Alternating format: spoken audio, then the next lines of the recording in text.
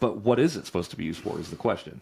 I mean, it's the remote control to your life. Right. It's not just the phone anymore. It's your communication device. It's everything. Mm-hmm. It's your research tool. It's your calculator. It's everything you can think of. So it's not like the worst thing ever. It's not. And absolutely takes your attention. It's just like, it helps save you so much time. Mm-hmm. So it's like, it's another double-edged sword. The phone is an amazing tool, and that's why everybody has one.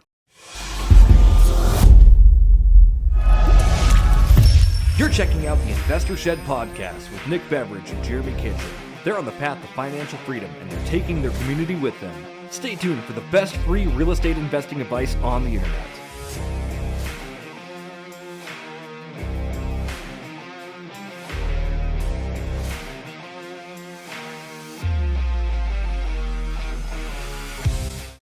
I can get back on my phone as well. Everybody, welcome to the Investor Shed podcast. I'm Nick Beveridge, here with my co-host, Jeremy Kitchen, who was literally just on his phone You know what's funny? I was trying to sneak a quick recording. You know what's funny? The episode this week, by the way, is about ADHD and investing with ADHD, how to use it for your superpower and how to actually get over humps. I was legitimately... I put my phone on airplane mode when we record. Uh-huh. I had 3 people trying to schedule appointments while we were on that call. Right. So I was literally doing work. I promise you. No, that's okay. I just think it was hilarious because I was trying to record and catch you in the action because we talk a lot about you being on your phone too much. Yeah. That was anyway. one of the times I was using it for business, though. So that goes towards my daily allocation of minutes, which is far too many on my phone. But I think, Nick, we have a really, really good episode today. I think it's going to help those that have issues with focus. Yeah, absolutely. We dive into a lot of resources that I use. We dive into a lot of resources that we just got back from a conference. Anthony Vicino mentioned to us, and just mind-opening, eye-opening stuff about how to... really get into flow state and really focus. So it's good stuff. Yeah. Do you think people should fast today? They should fast their way to Arby's. Drive fast to Arby's. Cheddar melts. Yeah, drive fast to Arby's. Go get yourself a beef and cheddar and some curly fries. And you know what? If you're not lactose intolerant, get yourself a Jamocha shake. You earned it. You know, Arby's comes up for just a minute in this podcast, and if you can spot it and post it on or comment it on YouTube, you might just win a prize. You probably the first person to talk about Arby's, I'm going to send them a hat. I want to talk about Arby's in the comments. Okay.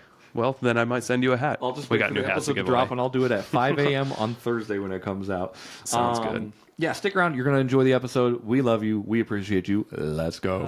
If we're a little scatterbrained this morning, that's because we are talking about ADHD in real estate. Woo! What do you think of that topic, Jeremy? I think it hits home for me specifically, and it probably hits home for a lot of other investors out there who are scatterbrained, maybe self-diagnosed, maybe professionally diagnosed. We're going to try to talk to you about how to get through some of the hurdles with, just getting in your focus. So, Yeah, exactly. Yeah, so if you're listening to this and you're like, well, I don't have ADHD, this isn't for me. We're going to be talking a lot about just like how do you actually get in the habit of staying focused on your work? Mm-hmm. Because that is one of the biggest problems that I see most people face, including myself, is like, how do I just stay focused on tasks? And I think it's perfect talking to you, Jeremy, because like you're a person that's actually been diagnosed with this. that's correct, yes. And I've been internet diagnosed. Internet, surveys did say Nick does have ADHD. Yes. I know him. I've known him for 30 years now. And I'm not a doctor, but I would diagnose you as somebody with that or some other medical condition. Oh, really? I thought when we first spoke about this a few years ago, and I found out you had it, you were talking to me, and I was like, oh, okay, I guess I don't have that. Because there are some things that, like, really get you focused, and some things that, like, just make you crazy, and we seem to be slightly the opposite, right? Yeah. This is not a one shoe fits all scenario, though. Like, I mean, ADHD and ADD it's just such a broad spectrum. Everyone has some sort of disorder. There's no perfect person. Yeah, that's true. Whether you're diagnosed or not, like we all like our blood and the way our bodies work. It's such a complex machine. It doesn't have to be, exactly like your ADHD, but I'm sure there's things that you're focusing on that you think like, oh, I need help with this. Yeah. And I think the biggest thing that most people suffer with is that they are trying to focus on things that just do not interest them. Yeah. And so, I mean, maybe if that's you, it's time to look at doing something else. Sure. That's my opinion, I guess. Yeah. Like, for instance, a lot of people that have extreme ADHD, they can focus their ass off on video games, which Yeah. take an incredible amount of attention, right? Like you can't move your eyes for more than a few seconds if you're like in something deep. Right. Like it doesn't mean that you cannot pay attention to something. Right. It definitely goes with dealing with your interests, but I think it does go deeper than that a little bit, Nick. Like, on a business spectrum in general, like if you're not interested in what you're doing, you're not going to do very well at it.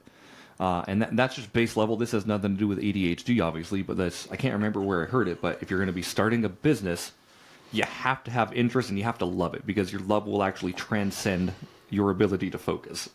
That's true. I think so. Yeah. Definitely. So Jeremy, when did you find out that you had a focus problem? When did I find out? I've known for a very, very long time that I've had focus issues. It could date back to as early as elementary school. Okay. I didn't get diagnosed until I was an adult. Wow. So, like, my childhood, basically, and this is not a knock on anything or anyone in that, but I had expectations to, live up to my siblings, and I couldn't do it. There was no way I could focus in school. I almost flunked out of school, basically. Yeah, you didn't do well. I did not do well. The funny thing is, like, I think you were smarter than me, book-wise, like, academic-wise. Sure. Like, you can speak fluently, you can write, you can know how to spell things. Right. You almost flunked out. Guess what? I had straight A's. Right. Like my final year in high school, when I just decided, I'm going to focus on this. Right. But it was more of a decision than anything, I think. That's a theory of Sure. mine. Yeah. Yeah. And just but kinda go ahead. Why do you think you failed or almost flunked out of high school? It wasn't just high school. It was going back to, honestly, elementary school, where I was, like, basically sliding into home plate to try to get to the next grade. Summer school, almost every single year of my 1 through 12. Definitely 6th through 12th grade, it was summer school every single year. Yeah. Except for 1 year. I think I didn't have to do summer school 1 year. And that was amazing, not to have to go to school in the summertime. I remember that because we grew up together. Right. We hung out all the time. We stayed the night at each other's houses. But yeah, summertime, that was school time for Jeremy. Yeah. And I always thought that was interesting because I never saw you as a dumb person. Right. Thank you. I appreciate that. Yeah. But even like I didn't get to graduate with my class. I had to take summer school classes as a post-senior in order to get my diploma. That's a humiliating experience when all the other kids in there are kind of, don't want to say degenerates, but like, oh, I'm in it with the people who don't know what they're doing. Yeah.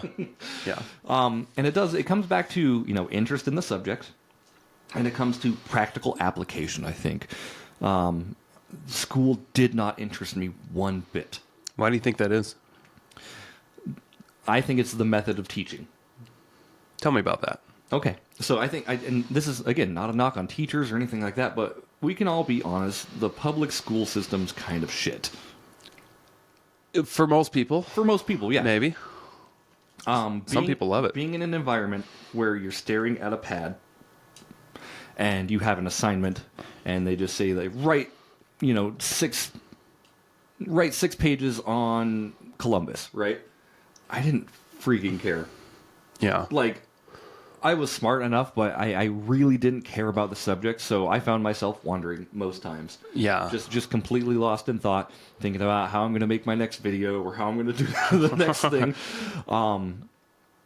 It was a weird experience, but was it a blur, or do you remember it pretty well? I don't remember much, to be honest with you. Yeah. I think we're similar there. Yeah, and that has nothing to do, I don't think, with ADHD more say than just overstimulation and memory issues in general. Right. We were understimulated, so memories are foggy. Right. Yeah. There was definitely no stimulation in public school. So, well, were there any classes that you excelled at? Yeah, video class. Okay. Yeah. Because it interests you. Yeah. Specifically in high school, it was Gabe Lawson was my teacher, and he basically taught me how to edit videos and how to be kind of in the technological world, and that class held my attention. Yeah, that's the key there. Like, what can hold your attention? Right. And I remember, like, I used to flunk out of English, math, everything. It wasn't until I started, like, writing, and I used to write raps and dumb jokes and stuff, but I realized, like, oh, I'm pretty decent at English. I just didn't care for the structure that was pitched to me in school. Okay. So, how did you get through it? I wish I knew. I wish I could tell. I have... Was there anything that you found in school that helped you stay focused? No. No, nothing. Nothing. I graduated, and like full transparency, I think I graduated with like a 1.2 Oh wow, GPA. So it's pretty bad. average D minus. Yeah. Like I slid in a home plate, and the umpire was like, "I don't know if you're out or not." Okay. And I think they felt pity for me and just kind of gave me a diploma, to be honest with you. But you graduated. But I graduated. Yeah. So, and you never went to college. I went to one semester of college. Oh, okay. Tell me about that. This was when Ari was first born. My firstborn daughter was born. I did a semester at North Idaho College. I flunked that too. I was preoccupied with other things, to give myself a little bit of credit, though. Having a newborn daughter and trying to figure out like how to be an active part of her life while trying to do school that I didn't really understand or, again, have an interest in. Yeah. I was like, well, something's got to go, and it's got to be school. So Yeah. and that was the end of that. Yeah. What do you think school would have done for you if you stayed in? I don't think it would have done much, to be honest with you. Same here. I've never had to show credibility for going to school. I've never had to show credibility for having college credits because I don't have them. Even the people I do know who have college credits can tell you that their diploma hasn't exactly served them. Yeah. I hear that way too much. Yeah. Because we're 37. Right. And we went to high school with a bunch of people. We did. And a lot of those people went to college, got into debt, got diplomas. I know like 4 people Yeah. that used their college. Yeah. Like I know an attorney and a doctor, and I say 4 because there's probably 2 others. Sure. But that's it. And then I know a lot of people. I mean, this was more. It was more apparent to me when I was in my mid-20s, when they were getting out of college and just had no idea how to do life and had a bunch of debt. Yeah. And it seemed like, that was let's see, late around 2009, 2010, something like that. It seemed like a lot of that crowd, they just seemed lost. They were starting to realize that their college didn't really guarantee them a job, especially because we were just in a recession. Right. And it was interesting I felt like I dodged a bullet. Yeah. Right. You know what I mean? For sure. Just getting to hear that overwhelming experience with most of those people that went to college, Right. and it didn't really serve them as much as they thought it would. Right. And did your wife? I can't remember. Did your wife go to college? Yeah. Did she have She's a got a degree? bachelor. Yep. Okay. She's got yep. And she'll tell you that it was a great experience, but it did not help her one bit when it came to a career. Right. My wife has a degree as well, right? And she'll tell you the same thing. I think she has a degree in like public relations. I don't ask her a lot about her college because it's just not something that we're pitching or we actively like, I'm a college graduate. Yeah. Like you can succeed without having a degree. And we're living proof of that. Yeah. What was it like going through the many different types of jobs that you had? Were there any jobs that you felt like you really excelled because of your ADHD? Good question. I don't think I ever excelled at any job. Okay. The one I would say would have been, Ginger Snap Media when I was working for you. Okay. Yeah. I felt like I did pretty damn well at that one. Well, so you skipped a lot of jobs then. I did skip a lot. Because you've had a lot. Right. I mean, like, I've been promoted to manager. I've been in a lot of different positions, obviously, but nothing that I feel like, wow, this is my calling, or this is something I'm, like, super proud of. Mostly it was accountability for, like, getting to work and staying to work. Yeah. Did you ever have any jobs, though, that when you were doing the jobs, whether it was, going to be a long-term thing or not, did you ever feel like, man, I'm just in the zone and it feels good? Yeah, I guess there are a couple times. I would say, you know, car detailing has gotten me to that. Dude, that same. flow space a few times. And Isn't we'll that- talk about flow space here in a bit. But That is so weird that you mentioned that, because I've had, as you know, a shit ton of jobs. Yep. Like I think from the time I was 14 to 27 or something like that, 26, I had well over 25 jobs. yeah. And it wasn't because I got fired constantly. I never got fired, actually. Yeah. I came close once because I was an idiot, but I quit before I got fired. Joke's on you, Arby's. You wouldn't have gotten fired from that job, but you definitely quit and Yeah. left with a blazing trail of And flying I've had so colors. many great jobs too. I've had jobs where I just, you know, I'm a lifeguard on a boat, just driving around a lake.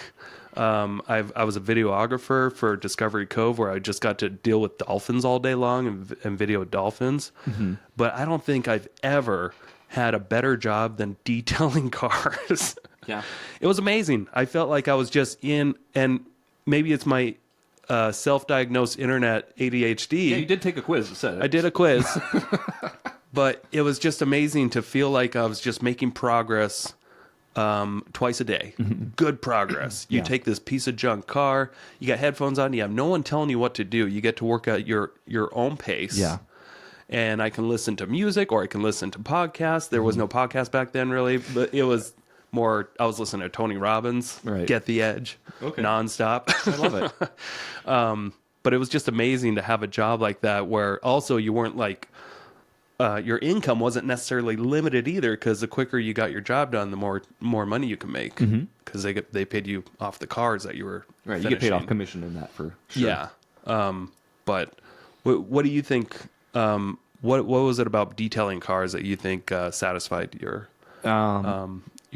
issues in your head? Yeah, it was a couple things. Kind of going back to what you talked about too, Nick. Like, it was the ability to work at your own pace without having somebody breathe down your neck. Yeah. Like, just putting in headphones and seriously, like, diving into a project, specifically like car detailing, which was kind of a dirty business at times, but it was. So you get to take a really dirty thing and take it and make it really clean. And seeing really that nice. progress from a, like, oh, I've done this. Like, I vacuumed the carpets, I cleaned the windows, I Did it power all washed the myself. windows. Oh, Yeah. Like, it was just like running a power washer and steam cleaning an engine. It feels so good. And it's like, you can see the progress as you're see doing the it, progress. right? So, like, it's almost like a bar. Like, oh, I've done 5% of the job. I've done 10% of the job. I've done 50% of the job. Yeah. And then you get done and you're like, fuck, that's cool. Yeah, you put that last like coat of wax on, Yep. and you're wiping it down. And then you pull it out of the garage in the sunlight. You might need to touch up a little bit more because now it's in sunlight. Right. But you feel so proud of yourself. Like, I did that, and it's done. Yeah. Not only is it done, it looks freaking amazing. Yeah, I did that, and no one was breathing down my neck. And unfortunately, there's not a lot of recognition either. But your bosses don't come up to you like, "My God, you cleaned that car!" You did your exact Like, job it's you all were supposed to do. self-fulfilling. Yeah. It's But- definitely self-fulfilling accountability. Like if when you pull out the car and you bring it to the customer, they'll bring it right the hell back if you don't do a good job. So yeah, It was also, I don't know about you, but like physically it felt good too, because like you're constantly crouching with the buffer. You know, it's a heavy piece of equipment that you're on your knees. You're getting a really good workout. yeah. Twice a day. Yeah, you're on your knees, you're doing a lot of scraping, pulling, and just you feel really good at the end of the day. Like, wow. Yeah, even though you're dirty and you're full of chemicals, and you're probably a little bit dumber every day because of the chemicals that you're breathing Oh, in. 100%. And that's why I didn't want to do it long term, because I saw, the results of some people that have been doing it forever, and they just kind of seem like they're just, They seem like car detailers. they no seem like offense. they've been huffing chemicals for a long time.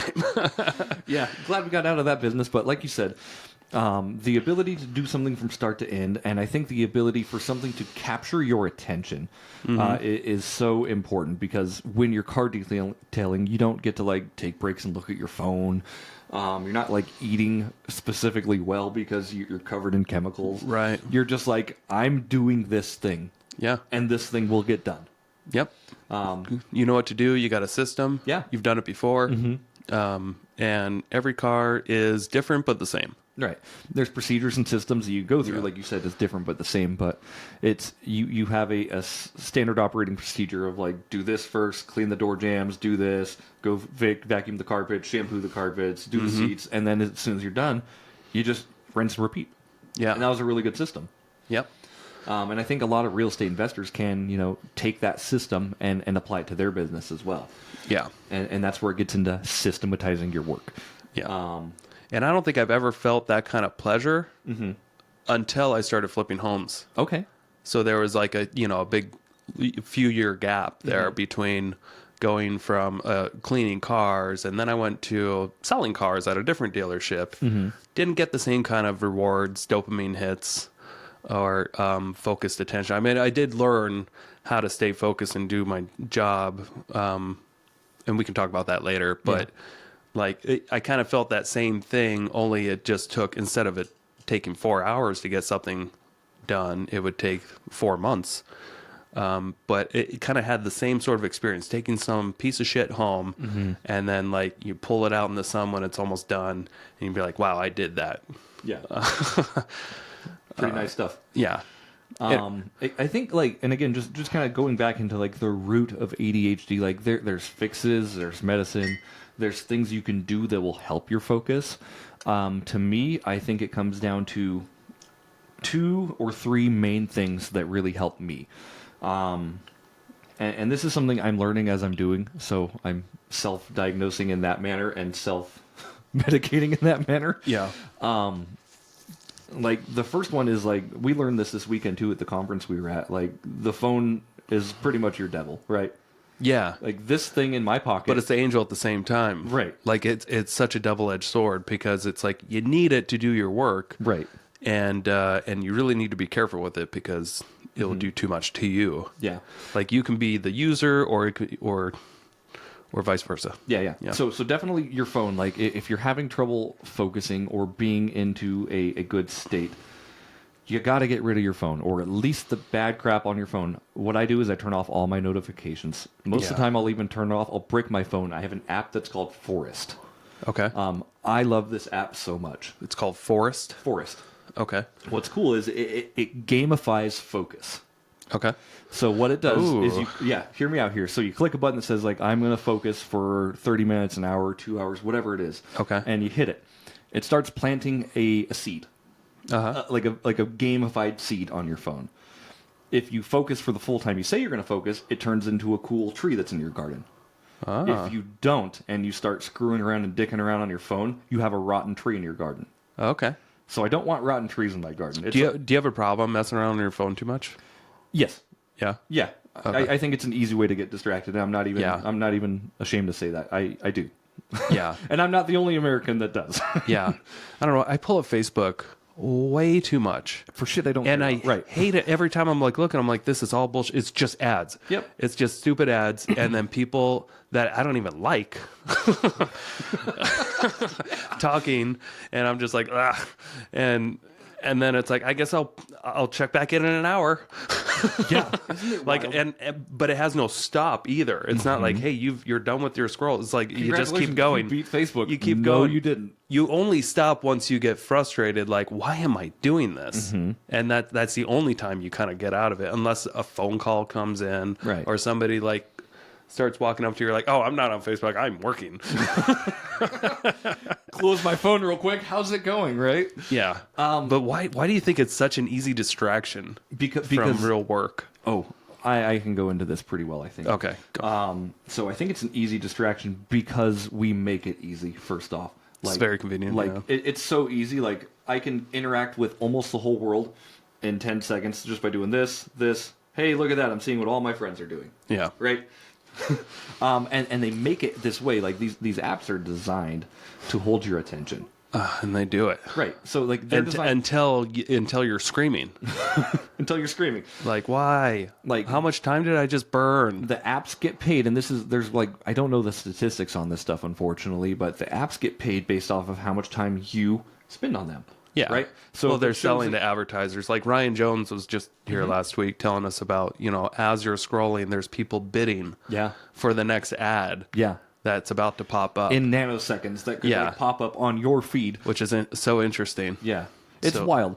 But yeah, so attention is power right now, and ad companies and people understand this. Like, I work in social media because I do videography and photography for clients who are in front of people. Yeah. So it's my job to be on there too, but it's a slippery slope. You know, when am I doing this for pleasure versus when am I doing this for lead generation? Yeah, and it's probably 90-10. Yeah. Yeah. Yeah. Same Honestly, here. yeah. I And mean, there's- I'll admit it. again, no I shame waste with that. I waste so much time on Yeah. it. There's keys that you can do, like I said. So when I need to be in a focus state, I open my Forest app, I click the button. What it does is it breaks down my phone. Okay. So I have a list of apps that are allowed.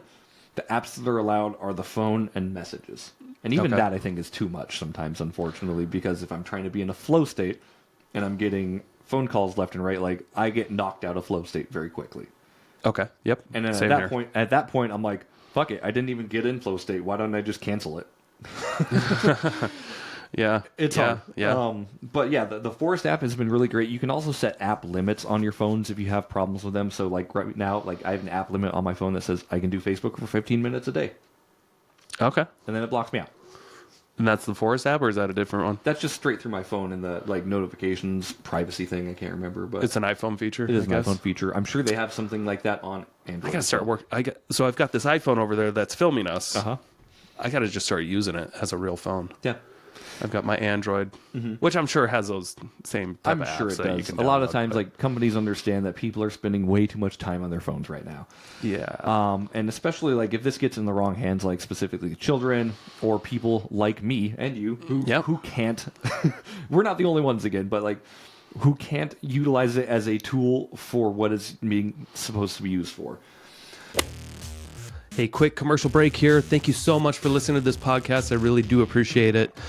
If you want to give back, let me help you buy a house, or I can help you sell a house. It's the only way I make money when I'm not investing in real estate. I don't make money on this podcast or the events I do, but I do make money only when I help people buy and sell houses. So if you're looking for your next investment and you're here in North Idaho, I want to help you personally. If you are not in North Idaho, I can still help you out. I have a vast network of referral partners all across the country in Keller Williams Realty, and I can find the right real estate investor savvy agent for you so you don't have to. It doesn't cost you a thing. Thank you for your support. Back to the show. But what is it supposed to be used for is the question. I mean, it's the remote control to your life. Right. You know, it's not just the phone anymore. It's your communication device. It's everything. It's your research tool. It's your calculator. It's everything you can think of. So it's not like the worst thing ever. It's not. And absolutely takes your attention. It's just like, and it's so, it helps save you so much time. So it's like, it's another double-edged sword. The phone is an amazing tool, and that's why everybody has one. Right. If not everybody had one, it wouldn't be an amazing tool. Right. It's an easy way to connect with the quite literal entire world. Yeah. It's yeah. just full of mines, ground mines, whatever you call them. Yeah. Is that what they're called? Ground mines? I don't know what you're referencing. So Like when you walking around in a field and you get blown up? landmines. Landmines. Yeah, It's yeah. full of landmines. I don't know what you mean. And those are advertisers. Yeah. But not only is that, it's full of people who Want your attention because it's good for business. it's good for business, but let's dive a little deeper. Like it's full of a lot of negativity too. Oh, yeah. You start scrolling on Facebook and you see like the people going through the hardships. Like I don't know the psychology behind it, but like, does it give you a dopamine hit when you see somebody going through a hard time, or does it make you like sink down to their level and feel with them? That's a tough one. I'm just like, that's a bummer. Yeah, but it can But be it such a depends. There's negative different thing, right? levels. Yeah. There's so many different levels of negativity. There's also like this sad thing happened. My wife passed away. God, I love her. Here's her photo, and you're just like, I don't think that's a bad thing. It's not. just like, wow, it puts things in perspective. Like, holy shit, my friend's wife just died. Yeah. Like, I hope I'm going to utilize this day and Right. not waste so much time on the phone. As Because you're you never supposed to, know. right? Yes. Never know when our family's going to pass away. And Yeah. then you just keep looking. What's next? Exactly. It's they're weird like micro dopamine hits on your phone. Do you ever feel like you're just searching for something, but you don't know what you're looking for when you're scrolling? I wish I did. Like, I don't know what I'm doing half the time. Yeah, you're looking for an answer to something. Yeah. Most of the times I get in my head, I'm like, okay, if I need to research something, I will start the research process, and I will very quickly get sidetracked. Yeah. I'm like, what does this do? And I can't find the answer in 2 seconds. I'm like, better go back to Facebook. Okay. Maybe Facebook has the answer. So how much time have you looked on the screen time apps? Like, do you know about how much time you spend on your phone a day? Yeah, and it's embarrassing. You want to share? 9 hours. 9 hours. Yeah. 9 hours looking at the phone. 9 hours being on my phone doing things, yes. Okay. And you only have like 16 hours of waking. So it's taking fucking nuts. So more than half your time when you're not sleeping, Right. you're looking at a phone. That's crazy. Yeah. Holy fuck, Jeremy. Yes, I know. Thank you. You're welcome. Yeah. How much do you do? I don't know.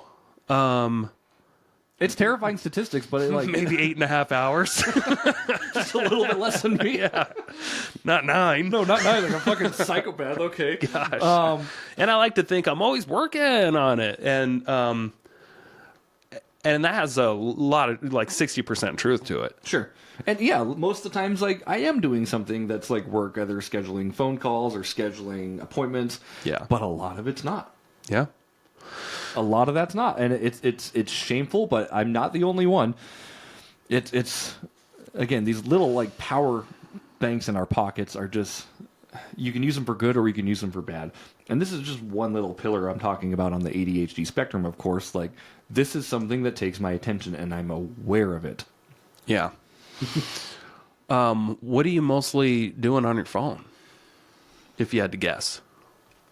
A lot of it, I mean, yeah, full transparency, right? You do the Facebook scroll, you do the Instagram scroll. A lot of the times what I'm doing on Instagram, though, is I am legitimately prospecting. Yeah. So that feels good. Like, every time I open that app, I'm seeking out realtors. I'm seeking out people who need content. Yeah. I'm commenting on their stuff. I'm saying, like, hey, man, that looks great, type of deal. Let me know if you ever need any content. Just throwing my name into the void and seeing what sticks. Yeah. It's actually a pretty good strategy. Yeah. At least for my business. One of my biggest fears is getting into Instagram or TikTok. Yeah. Like, I just don't use those platforms. I have them, I think, like, profiles set up that I'd like other people to maybe manage and post stuff. Sure. But, like, just having Facebook and YouTube, Yeah. I probably spend 4 hours a day on those. Yeah. Easy. Now, the sweet thing about my YouTube is that I pay for the premium, and I can just listen to stuff with the screen off. Nice. That's good. And I think that was like the best investment I ever made. And you don't have any ads ever. I don't know. That's pretty nice, especially if you're going to use it. And there's YouTube Music, like, it includes, all the music you want, all that stuff. And I absolutely use it a lot. Good. But I play with the idea of deleting Facebook. Yeah. Even though I've got, almost 2,000 friends or whatever you want to call them, their acquaintances. Yeah. People that we've hit the button together. Yeah. I hit a button, you hit a button. Nice. And it's like, well, that's a huge potential lead pool. And I have gotten deals from, I would imagine, people seeing my stuff. Right. So it's like, man, do you kill that just for the idea that your life might be better without it? It's a good question. I think I've talked to Sarah Barb a lot recently, but she'll go on like social media purges, and she'll just delete everything for 3 months. Okay. Like, she doesn't have to delete her profiles or anything like that, but she'll be like, okay, I'm done with social. Like, it has served its use for me. I will delete it, and then when I'm ready to do more, I will reinstall. Yeah. And that's worked really well for her. They should call them like dopamine detox, I think is what it is. There's a book about it. Okay. Dopamine detox. Yeah, but it's just a good way to get out of the digital world, which it is hard. And I will say this for anyone who's like trying to be in front of people, like, where are the people at right now? The people are on Facebook. The people are on Instagram. And it's our job as business professionals to get leads. And this is just the easiest way to acquire leads, in my opinion. It's the most convenient, it's most effective, Yeah. maybe. Yeah. Other than picking up the phone and calling people, but nobody, and I say nobody with quotes, Yeah. 'cause people answer. Sure. But 80% of people aren't going to answer your call. Right, and that's where like Facebook and Instagram do come in, and they fill in that gap for sure, because you can send a message, and it doesn't have to be, you're not like you're prospecting or anything like that. You can just kind of reach out and get some information, and see if you click or see if it makes sense for a phone call after. Right? Yeah, it's just like it can be like a pre-phone call. So I'd like to ask you. If we can not totally switch topics here, but absolutely. because you are more of an expert, I believe, in the ADHD, like I don't even know what ADHD stands for. I would imagine attention deficit something disorder. You're absolutely right. It's hyperactive. Hyperactive. Okay. But for instance, ever since I hit record on this podcast, what's captured about 20% of my attention is this little clip right up here that's not clipped on your mic. Right oh here. no! I've been wanting so bad right, to fixed it. just move that clip. Right. Do you think I have any form based off that? Because it has. I've probably put. We've been running 30 minutes now. I've thought about it probably 8 to 10 times, really considering leaning over and fixing it, and halfway paying attention to you. Okay. I appreciate that. Because that thing has got my attention, okay. Even though it's such a small, insignificant thing. But I feel like, it took up a tiny little piece of camera space, and we're talking folks that aren't watching. It was seriously a half-inch little clip on a microphone stand that was sticking upwards when it could have been clipped down. But I put a lot of attention in that in the last 30 minutes. Okay. Do you think my self-diagnosed internet thing, do you think that had anything to do with ADHD? Because it did capture a lot of my attention. Or do you think it was more like a obsessive compulsive disorder? I was going to say, so here's what it feels like to have ADHD, first of all. It feels like you've got your brain, and I consider my brain almost highways, right? There's 3 or 4 highways where things are going. There's fog on all of these highways. Yeah. Right? So I can see 3 feet in front of me, but I'm constantly shifting from roads. I'm being like, okay, what's on this road? What's on this road? What's on this road? Are there more roads? How many more roads can I put into my brain? There's a constant moving of where should my attention be?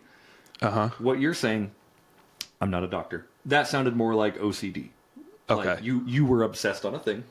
Yeah. See, me, I would have been like, oh, there's a clip I need to fix. And then I'm like, okay, make a mental note to fix the clip. And then I'll be like, oh, I'm going to look at your water. Okay, you've got some water droplets on your water. Yep. How's my mic level doing? Is it still in green? And then I'm going to forget all about this until I really need to think about it. Yeah. And I'm like, oh, shit. I need to do that one task that I was supposed to do.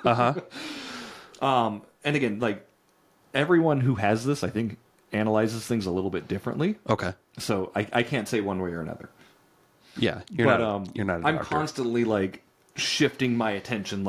I'll start a task, and this happens all the time in my house, I swear. I'm like, oh, I need to empty, or I'll have a dish. Yep. I just ate dinner. The dishes in the dishwasher are clean. I'm like, okay, I need to empty the dishwasher before I put this dish away, right? So then before I do that, I'm like, uh-oh, I threw a banana peel away, and the garbage is full.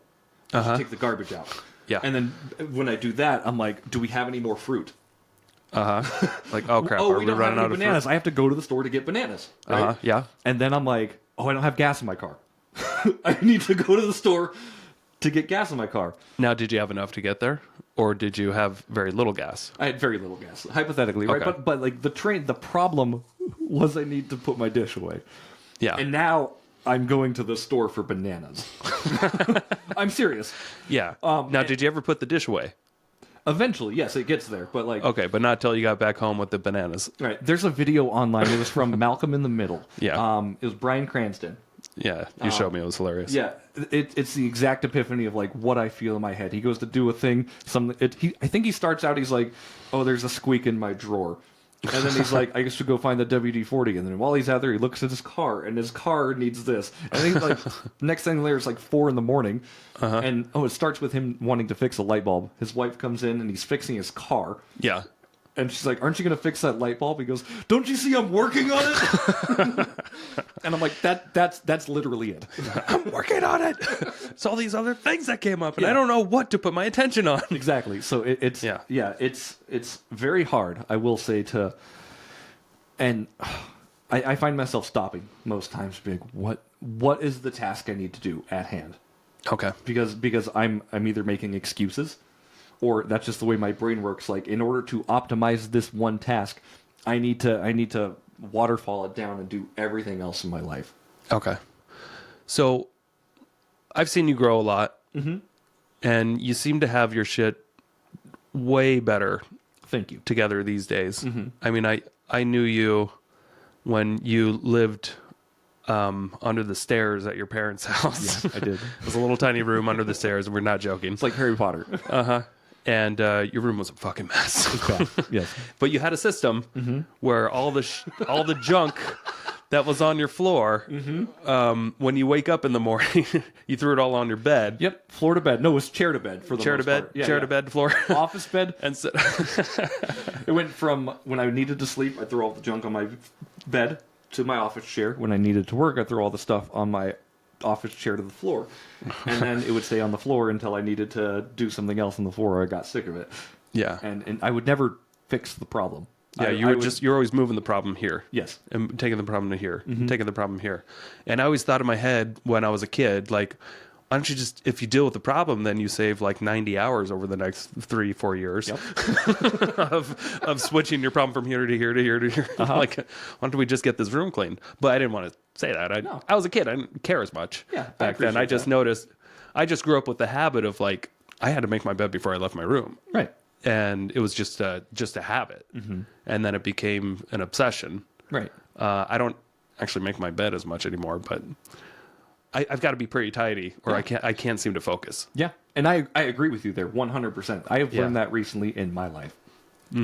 Like, if there's clutter, I get distracted by the clutter. Yeah. Or it's a mental weight of, like, I need to do these things. But again, with, like, ADHD, like, I find myself, it's almost like a tug of war for my attention in my head. Like, people pulling on strings, like, do this task, it'll help, but I have 50 of those happening. Yeah. So just nothing ever gets done if I don't focus and be intentional about it.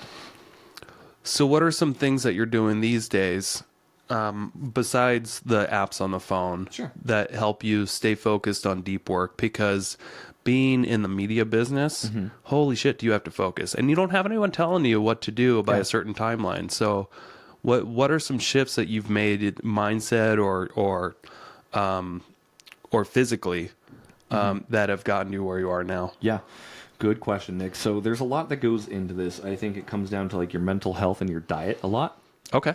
Like the food you put in there, and we learned about this weekend as well. Like, what you put into your engine is like how well your engine runs. Yeah. Put junk in, get junk out. 100%. And I'm guilty of that still, but like, I'm, and last couple weeks have been, I will say, hard to get good workouts in. New baby. Yeah. You've got the ultimate excuse right now. Right. So, but nobody's I'm yearning you so right hard, now. like, to go work out. Yeah. Just finding a time that doesn't, like, impact or put my wife out of commission. Once the weather starts getting better, I mean, you can throw the baby in a little backpack and go hiking and stuff. And I know it's like, she's still pretty young. You might have to change her diaper on the hill. Yeah. that kind of stuff. Okay with that stuff. I think once the weather gets better, like, all of our lives are going to improve a little bit here. Yeah, we're getting there. We're rounding that corner so fast. Yeah. I've been so desperate for good weather. Me too.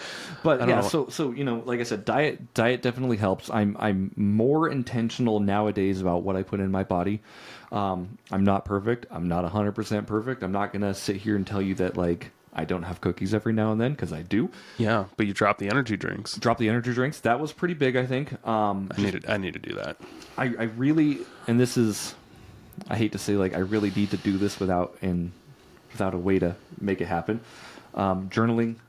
Okay. Meditation. Like, when I get to be inside my own head and specifically be there without having the yank to get pulled out, it's pretty good. Okay. So if I could journal, and I've been doing this mornings too, like, I write out, it's on my schedule. What do I have to do today? What are the tasks I need to get done? what should I get done? Mm-hmm. And that's like, so, like what needed to get done this morning was podcast. And then I have photo shoots this afternoon. How do you know what to prioritize these days? Because that's always been difficult for you in the past. Yeah. Truth is, I don't. Okay. I can give you a hint. Yeah. If somebody calls you with a photo shoot, you schedule them. I think the priority is you follow your calendar. Yes. I would agree with that 100%. And you follow your deadlines because you've promised people that you will get back, the next business day, right? Yep. Is when you deliver. So you have these things like that you have to get done. You don't have the choice anymore. 100%. There are bigger projects. Like right now, I've probably got 4 or 5 like huge projects for media that are just back burner projects. That's got to be tough. It sucks. Yeah, it's got to be tough when to know how to prioritize those things that don't have specific deadlines. Yeah, and it's to those points where so going into the summer, I'm going to be doing, I think, wedding videography specifically at your brother's venue. Really? Yes. Oh, I didn't know this. He's trying to, he wanted a videographer option, and sounds like we'd be a good fit for each other. Okay. Shout out to Brandon and Eva Beveridge, by the way. I think Brandon listens to this podcast. So. Does he? Nice.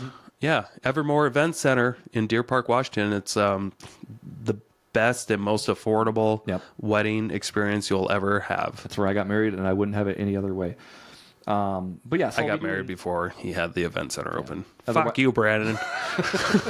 You heard it here You first. should have done it quicker. But no, so like I think this summer I will be taking on specifically weekend weddings for videography only. I didn't want to be a photographer. Okay. I just want to do a cool video because I've been really engulfed in video, that kind of media, and I think I do a pretty decent job. So I can. But with that, I am putting time frames on things when I get things back. Okay. They're like loose time frames. Like you'll have your video back in 3 weeks, which is pretty damn good for a lot of videographers. So what do you do during those 3 weeks? Do you wait till the last minute? We'll figure it out when we get there. Or do you have a system of like doing like a certain amount of hours per day on certain projects? I will say so, and this is like not really dealing with ADHD. It might be, but when I have big video projects, it's really hard. So if you only get like an hour or 2 to work on them a day, it's like an artist. What I mean by that is, say you're going to paint this big grand portrait, and you get out your canvas, and you get out your paints, and you get out your tarp, and that's just me setting up my projects, right? And then by the time I'm set up, I typically have to leave. Okay. So it's like I'm trying to create a story in my head. Yeah. And if I get an hour and I get everything set up and then I have to do other tasks, I'm like, I didn't do anything that hour. Okay. Because now I have to reset up my canvas. Gotcha. So the bigger projects are a little bit harder, but we're working through that. Nice. Yeah, so what was your question? What are the biggest hacks? Okay. And I'll tell you mine. Yeah. I think about 10 years ago is like when my real estate business finally started like gaining a lot of traction. And that was because I went through this course, this bold course through Keller Williams Realty, where it's like every Tuesday is just like high intensity for the full day of like how to generate for leads, how to talk to people, how to do sales, that kind of stuff. And it was taught by this guy that like flew in from somewhere in Colorado. And he was telling the story about like how he would sometimes miss things on his miss appointments, but because they weren't in his calendar. Yes. And so his wife and his assistants and everybody knew that, hey, if something's not in his calendar, he's not going to do it. And it was just a light bulb that went off in my head, like, hey, if I can commit to something, because I had a hard time committing to things back then. What's the one thing I can commit to that will like pretty much guarantee me getting stuff done? And that was like, what if I just stuck to whatever I put in my calendar, I did. Yeah. And if it wasn't in my calendar, I had the option to not do stuff. Yeah. I think that's great. So I made a firm commitment to myself that will be the one thing I will do is I will start using a Google Calendar, not a physical one that I can lose. Right. But something that's on my phone that also syncs up online, my desk computer at work, my desk computer at home. And I just always have it, just like I have my emails up. And I always, I pull up my emails in the morning and I pull up my calendars. And if my calendar was blank, I didn't have to do anything that day. Yeah. And that was what I convinced myself.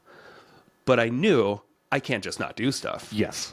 So I started scheduling things. And and that includes appointments with myself. Right. Like, okay, from 9 to 10, Tuesdays and Thursdays, I'm going to be making calls to these people here. And so I just set up a repeat in my calendar. This is what's happening. Yeah. Anytime I wanted to meet with anybody ever, it's always in a calendar. I send them an invite. Yep.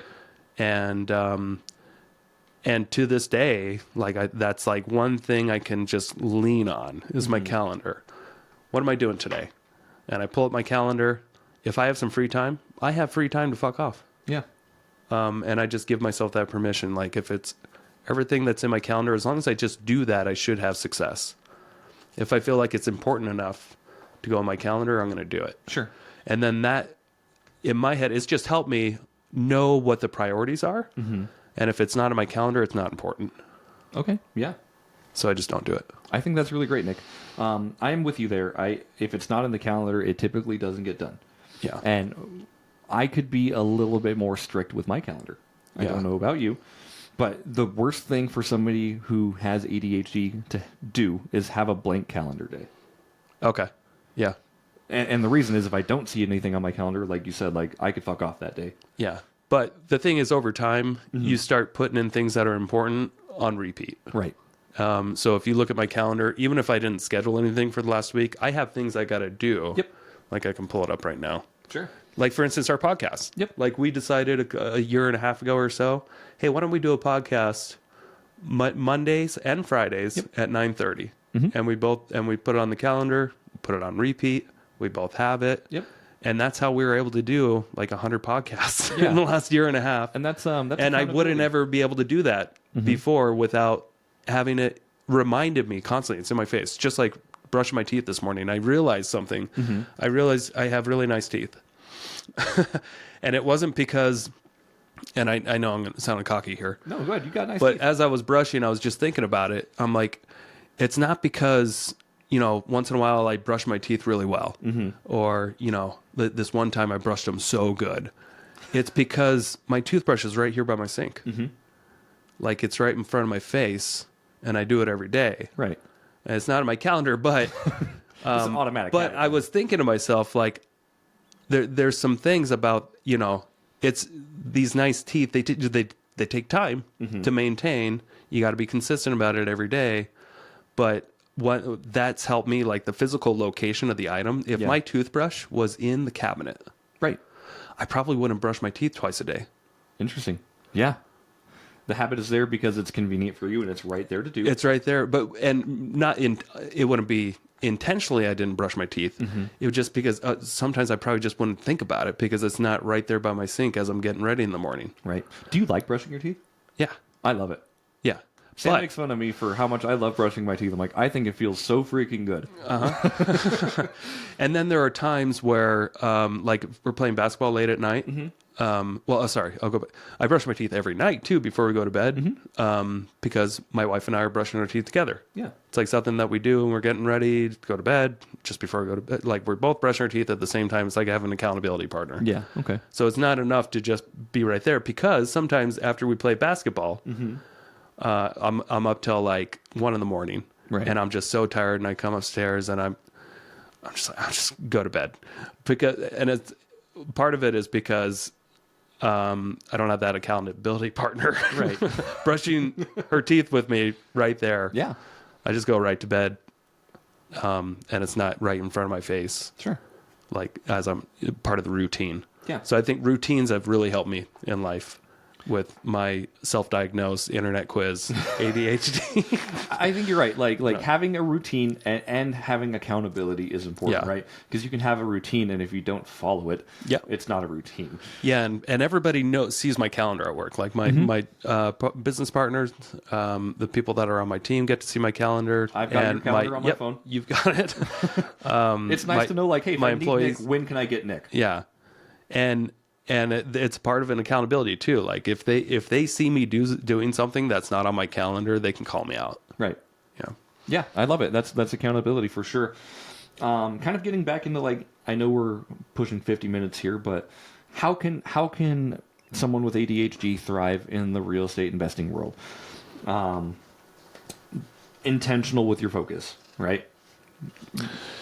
Yeah, that's what I'm gonna dig my notes here. You go ahead. Okay, yeah, sorry, yeah. because we learned a little bit about this. We did. No, that focus talk from Anthony Vicino, I think that's what his name was. That was great. Fantastic talk, by the way. He just gave you so many tools about how to direct your focus and how to use your ADHD as a superpower. And like that talk specifically, like I was glued in because that was something that hit home for me, and I knew it hit home for Nick because I saw him talking and writing the entire time. Yeah, you know, Nick pays attention at a conference when he actually writes. Otherwise, he's just kind of like, when can I pee next, or should I get more coffee? Yeah. So, close the loops that don't matter. That was important to me. Like the things like, because there's so many things that we do all day long that don't matter. Yeah. As long as we can identify what those are and just close them. That was big for me because there's still a lot of things I randomly do throughout the day that just don't matter. I don't need to do them. And that's part of like what I talk about, you know, that journey from like washing the plate or whatever. I think that's what I'm trying to do. I'm trying to close these loops that don't matter. Yeah. So I can focus on the task that does. Yeah. But unfortunately, like sometimes you just have a lot of loops, Yeah. especially if you're ADHD. Like there's more loops than you can close in a day. Yeah, and like as a metaphor, he said, "Don't water fake plants." Yep, that was a good one. That's very good. I love that. Something else that he mentioned, you know, just something as simple as just having a task list. I remember my first couple of years in real estate. I think I did I was pretty successful because I had a physical index card that I would use every morning. And I would start it off with just like, I had my basic things like, hey, I'm going to get up, I'm going to go to the bathroom, and I'm going to take my pills, I'm going to take my dog for a walk, I'm going to work out, I'm going to take my greens. I had this all on an index card that I would prepare the night before. Yeah. And I would get dopamine hits just by crossing things off all day. And then what were the important things I got to do that day for work? I wrote those down too on a simple little like 3x9 index card or 3x5 index card. And that was my system before the calendar. Yeah. And it worked really well. And I kind of got out of that habit, and now I focus more on just what's in my calendar. It's a little bit more broad. Right. I don't get, and I feel like maybe I don't get the same dopamine hits because I'm not checking stuff off of a list as much as I used to, and I want to try to get back in the habit. Yeah. And he specifically talked about, you know, like when you focus for an hour and you go to the bathroom and you get coffee and you check the fridge, like you're not focusing for an hour. You're probably focusing for like 35 minutes out of that hour. Yeah. And I got a lot of worth out of that too. Grant Cardone, like if you need help with your calendar, Grant Cardone is an absolute psychopath on how he runs his calendars or how he tells his people to run his calendars. He schedules his calendars out by the minute. So if he's going to be making calls, like I'm making calls for 22 minutes, I'm going to go pee for 3 minutes. I'm back to making calls for another 45 minutes. I'm going to get lunch for 17 minutes. And like, if you want full accountability, Yeah. schedule out by the minute. I am not there yet, but damn, that seems like it would be very effective. Yeah. But then again, it's just another notification going off like, oh, I got a thing. Oh, I got a thing. And it doesn't allow me to like naturally get into a flow state. Yep.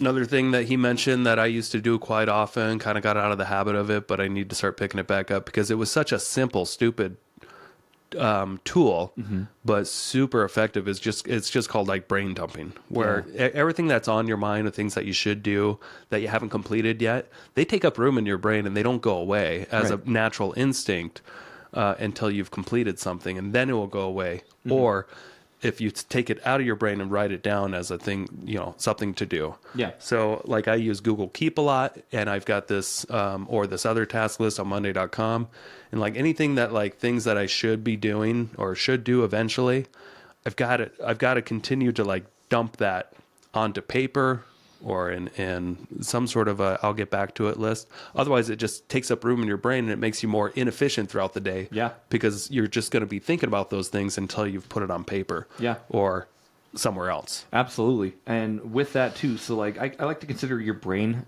as almost RAM in a computer. Right? Yeah. And you got to clean it out every once in a while. And I think of like clogged brain RAM is open tabs in like Google Chrome or something like that. Yeah. Like the more if you hover over these, it'll tell you how much exactly RAM each is taking. See, memory usage 168 megabytes. Wow. 176. So you think of these. All these tabs are open, 58 Yep. gigabytes. Those are all taking from your internal RAM on your computer, slowing it down. Right. The more tabs you have open, hypothetically, in your head, the slower your brain goes. So like Nick Oh, said. it feels so good to get rid of these. Yeah, doesn't it feel good to get rid of those? Don't get rid of the one we're recording on. Yeah. Keep that one. But yeah, so if your brain is clogged with open tabs, you got to close the loop, like Nick said. You got to close those tabs. You have to figure out a way to get those out so you can maximize your brain power for sure. Okay. Focus on the system, not the goal. I love that. Yeah.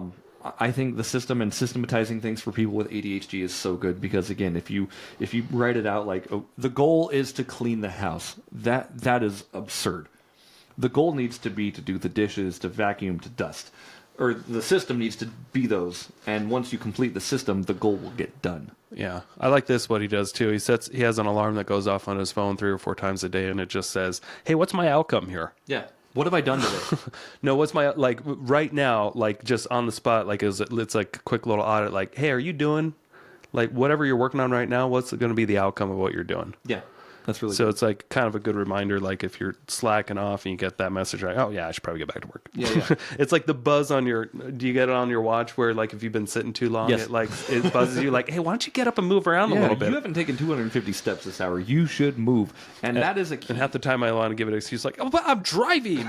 Or can't move right now. I'm recording a podcast. Give me yeah. a second. I will say, like, ADHD, and I talked a little bit about diet, but getting outside and just being in nature and seriously being off your phone, like doing the purge. Don't bring your phone with you when you go on a walk. Just go on a walk. It's good for mental clarity for sure. And we're talking about Anthony Vicino here specifically. If you don't know him, find him. He's fantastic with his work. One quote he said that I really liked was, focus is the ability to direct your attention with an intention. Mm-hmm. Direct your attention with intention. And that's exactly what focus is, right? Yeah. But it's easier if you just stay focused on the system. Right. Rather than the goal. Mm-hmm. The system that will get you that goal. Because if you're just constantly focusing on the goal, you might be all over the place and just not know what to focus on. Right, exactly. So have a system in place. Some things that he does to get ready and that, when he goes to work, clears off his desk, he lights a candle. He'll write how long, like 30 seconds, starting at 20. Right. Oh, he'll write down how long he's going to work. Yep. Like until his next distraction. Mm-hmm. So I'm going to work for the next 40 minutes or whatever. Yeah. I like that. There's a pedometer. What's the system where you're like 25 minutes on, 5-minute breaks? Oh, Some sort of a timer. interval timer or something like that. I forgot what it's called. Yeah. It starts with a P. And then he does this thing where he sniffs boom boom. That sounds gay to me. I'm not going to do that. I thought that'd actually be really helpful, honestly. I was just thinking like, well, you're smelling a shit stick? What are you doing? What? It's like an essential oil blast because your smell can really fuel your environment. Is what he says. Yeah. Because basically, if you're getting out of your environment, it's because your senses are getting distracted and wandering. And if you want attention and alertness, he said, sniff like a peppermint stick. And I was like, that could probably work, right? Yeah, totally. And I like his idea of you got to warm up for everything, like when you're about to work out. And you also got to work, if you're about to go to work, you got to kind of warm up your mind a little bit for it. Mm-hmm. And then, of course, meditation or float tanks. And I used to do float tanks like every couple of months a few years ago. I felt like incredible doing that. And I should get back in the habit of that too. Where do you go to do that? There was a place called Float Spokane. There's a place in Post Falls too. Okay. Over on the strip mall off 41. Okay. But it's great. That's where you're in like a dark room. You shower off before you get in this like saltwater tank. Mm-hmm. You're by yourself, and then you get in this water where you're floating. Mm-hmm. And you shut it, and it's just complete darkness. And some music comes on for a few minutes and then it goes off, or you can have it on the whole time. Yeah. And then you're laying in complete isolation. Wow. No distractions for a full hour. I love that. And you wouldn't believe, what that starts doing to your mind. Mm-hmm. Like it's just crazy. Can you imagine not getting a single distraction?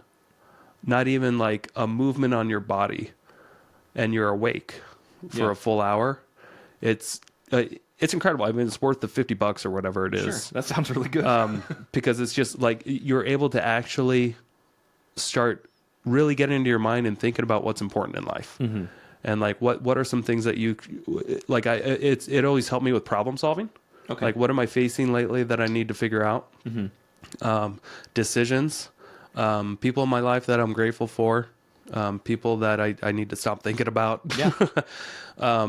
But it gives you a full hour to yourself where you're not sleeping, but you might as well be. Yeah. And you're absolutely paralyzed to the physical world. I love it. It's an insane. That's why I've done it so many times. I gotta go back and do it again, because I just remember every time you walk out of there, you feel like such at peace. Write it down and make it put it on your schedule. Yeah, good point. Otherwise, All right. you're not going to do it. Floating. Floating. I love it. So kind of going forward with this, like, everyone has a problem. It doesn't need to be a problem. It can be a superpower as well. But just finding a way to utilize your strengths and be aware of your weaknesses. Mm-hmm. And, you know, like, we're not perfect. We've talked about how I spend way too much time on my phone. I'm honest about it. That's something. Yeah. So basically, there's no cure for this thing. It just takes constant work and effort. Yeah, there's no, like, fixing. There's work. You just constantly work on yourself and try to be better the next day than you were the day before. Yep. Well, hope you guys got something out of that. Yeah. I enjoyed our conversation. I did too. Thank was you good. for bringing this one up last minute. I was like, oh, we can talk about this. Yeah. I feel like we didn't even joke around much this podcast. We usually joke around a lot. Yeah, maybe we I can think make we some got jokes in the we got intro or pretty something serious. like that. Okay.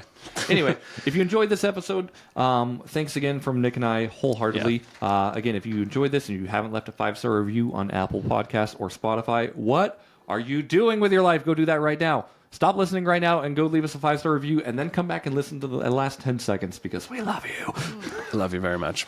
Thank you so much for listening, everybody. Yep, we'll see you next week. Bye. Bye-bye. What's up, North Idaho people? Hello. Hey, we've got an amazing real estate seminar coming to Coeur d'Alene here later this year. We want to tell you about it so that you'll hurry up and buy tickets. Yes, get your tickets. The amazing Kathy Fecky is flying in. AJ Osborne, the king of self-storage, is flying in. Steve Rosenberg, y'all know him, he's muscly. Brad Chandler, changed your life. Tom Millwright, man of the hour. Get a free book too when you sign up. Quickly, do it before the end of the month and you'll get a free book. Thank you so much for checking out the Investor Shed podcast. If you enjoyed your time, make sure to leave a 5-star rating and review on Apple Podcasts and Spotify. Follow along on YouTube, TikTok, and Instagram at The Investor Shed for shorts and promos about each episode. Do you want to be a guest or know someone who has great real estate investing advice and stories? Reach out to us at theinvestorshed@gmail.com.